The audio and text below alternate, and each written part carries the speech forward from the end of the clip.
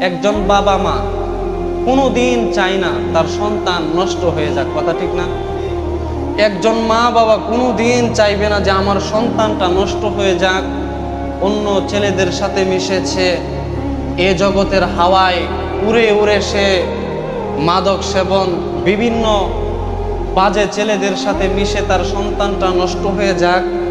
দুনিয়ার কোনো মা বাবা চায় না, অর্থাৎ দুনিয়ার সব পিতামাতা চায় যেন আমার সন্তানটা জমিনের মধ্যে মানুষের মতো মানুষ হয় এবং সে যেন একজন ভালো মানুষ হয়।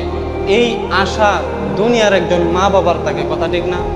তো একজন মা বাবার যদি এই আশা থাকে যে আমার সন্তান কোনোদিন খারাপ না হোক, এই আশা প্রত্যেকটা পিতামাতা চায়, তাহলে আপনারা কি কোনোদিন লক্ষ্য করেছেন যেই মা বাবা আমাদের হাত বানায় নাই, যেই মা বাবা আমাদের পা বানায় নাই, চক্ষু বানায় নাই, কোনো কিছুই বানায় নাই, শুধুমাত্র একজন মা 10 মাস 10 দিন পেটে ধারণ করছে এবং কিছুদিন আমাদেরকে লালন পালন করছে। আর একজন বাবার প্রতি সন্তানের মহাব্বত ঢোকার কারণ হলো বাবা তার সন্তানকে মহাব্বত করে ভালোবাসে, যার কারণে সন্তানও তার বাবাকে ভালোবাসে।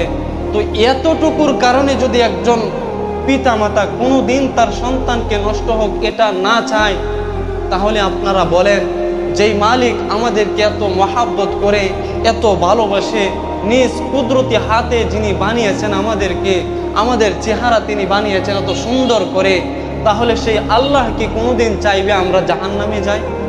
বলেন, সেই আল্লাহ কি কোনোদিন চাইবে আমরা জাহান্নামে চলে যাই?